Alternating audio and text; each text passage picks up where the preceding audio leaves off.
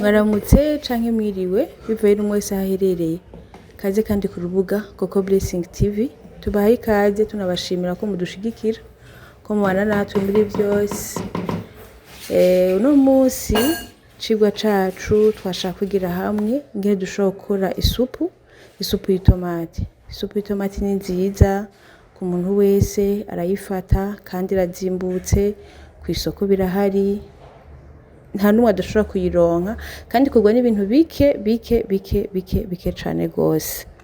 Isupu tomati rero imeze neza ku magara y'abantu, irafise vitamine A, irafise vitamine B. Ivyo tubifise turaja mu mazi tukaronga, tugatangura tugakata igitunguru cacu neza, tukagikata uko ushaka, uragikata uko ushaka kuko n'ubundi kija mu mavuta kirasha, kandi tukagisya. Tuhejeje gukata igitunguru dukata itomati. Itomati rero turazikata tukazikuramwo akagatima k'indani.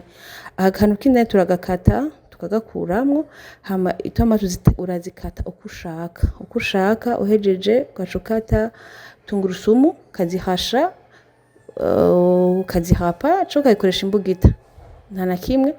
Hama tugaca tugenda ku mbabura rero tugashiramwo amavuta ahiye, turashiramo ibitunguru, oignon rouge, tugashiramo na ail, tubitegurira rimwe, tubishira mu mavuta rimwe, hama tukabihindukiza.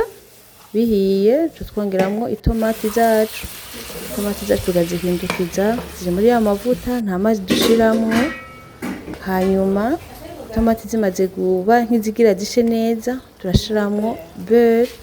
Iyo beurre rero uwutayifise arashobora gushiramwo bouillon, tukongera tugashiramwo na poivre noire.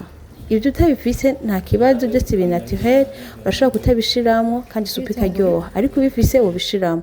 Niyo beurre utayifise urashobora gushiramwo bouillon, hama isupu yawe ikaryoha. Utagira niyo bouillon kandi naho nyene iraryoha. Hama itomati zihiye turazishira muri plastique, kugira plastique ibinyarutse guhora, ko turindira igahora. Hama tugashira muri blender tugasya itomati zacu.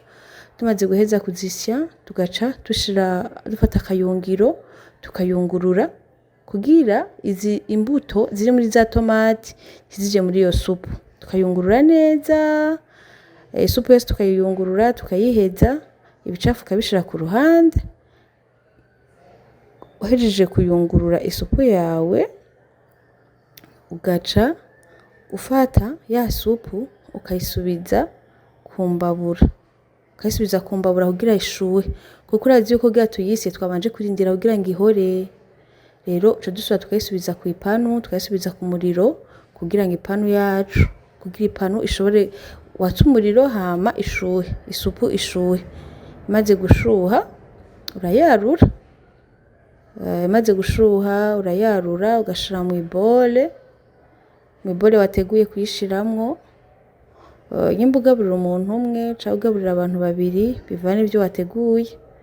Hama ugashira muri bole yawe. Uhejeje gushira muri bole ugaca ukata umukate, ugategura umukate. Iyi supu mu kuyiserva bayiservana umukate. Ufise umukate w'ingano ni sawa, ufite umukate usanzwe ni sawa.